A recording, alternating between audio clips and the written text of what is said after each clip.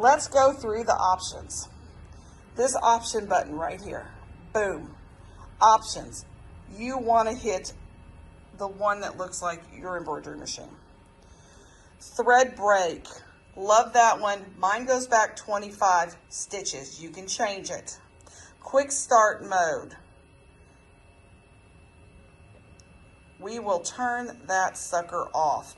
If yours is not off, turn it off, because you do not want your machine starting at 1,000 stitches a minute. You want it to gradually work its way up. The other one that we touch is going to be convert cap. Yes. So when you select the cap frame, it will flip it. We love it. This button here, embroidery weight, is the weight of your material. Now, mind you, I've never changed mine, but you got light, middle, and heavy. That's the weight of the material you're stitching on. Display by inch, number 21. Yes, there it is.